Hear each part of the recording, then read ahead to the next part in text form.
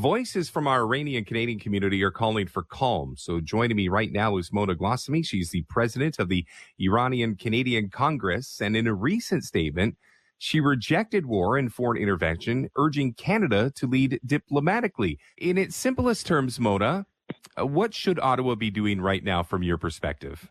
Well, first of all, we would want the government to take a stance in alignment with international law and not just side with the aggressors in this matter. Mark Carney has issued several statements, and in every single one of them, he has exclusively condemned Iran, which is not who started this war. The war was started by the U.S. and Israel, and as Carney has stated, it was without consulting Canada, without consulting United Nations, and it's a war of choice by the United States. There was no imminent threat by Iran, and they have attacked multiple civilian sites, including on the first day a school, killing at least 165 children, which has been condemned by UNESCO. And our prime minister has not once condemned that. And now, he's made a statement, I believe, on March 10th, saying that Canada would not enter the war. However, now he's saying that Canada is going to engage in efforts to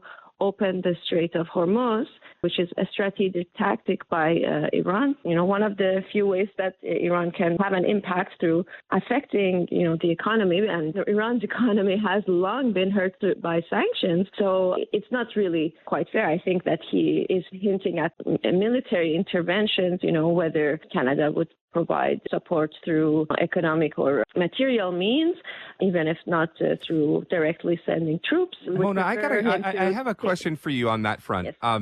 We talk about right now all eyes on the Strait of Hormuz, and we talk about it from how it affects the rest of the world. I'm curious to know from your perspective as an Iranian, how is it affecting people in that country? Like, let's take a look at your people and talk about how it's affecting people in Iran. Well, the people in Iran are, as I said, they have been affected by maximum pressure sanctions led by the U.S., supported by Canada for many years now. So their economy has been in a very dire straits. And we know that around the end of December, there was a currency collapse. So, they were already in an extremely difficult situation. And the currency collapse was gloated about by U.S. Treasury Secretary Scott Bessent that there was an intention to create a dollar shortage to cause havoc in the country. So I think the Iranian people are happy about that Iran is responding with whatever means it can. And I think people people are tired of this. As an Iranian Canadian, I have observed these events and, been paying attention to the news. And I think people are tired of America and Israel continually making these threats against Iran. And there's a need for de-escalation and there's a need for deterrence. So I think that's the aim here. Yeah. Mona Ghassemi is the president of the Iranian Canadian Congress, joining us here on weekends across the Chorus Radio Network.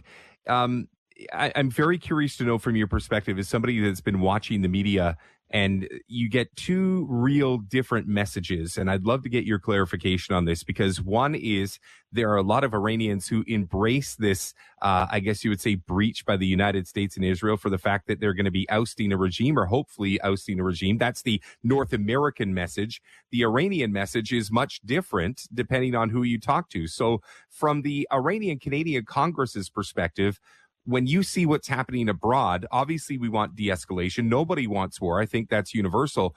But what is the real truth when it comes to what we're seeing? Because we hear about patriotism and regime change from the North American media, but what's really happening when you see your family and your friends and what's going on actually in Tehran and in that country? Yes, well, of course, you can see that the diaspora is split.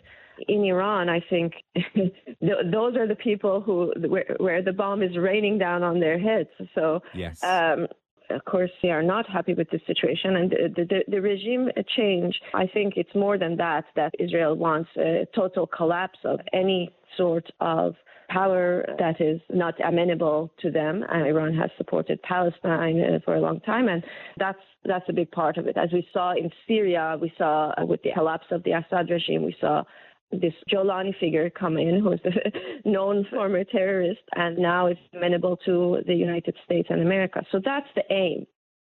And we should be very wary of any claims that this is an effort to free the Iranian people. Iranians that I know and what we see on the internet is that Iranians in Iran take very much pride in their dignity and in keeping their sovereignty over their land.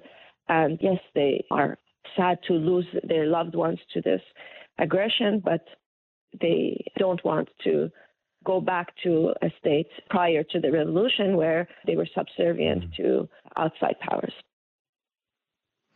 Mona, I appreciate your insight this morning. I know it's bright and early wherever we are, but your insight was well thought out, and I hope we have the chance to talk again. And I do hope when we do talk again, it's under a better situation. I look forward to that conversation.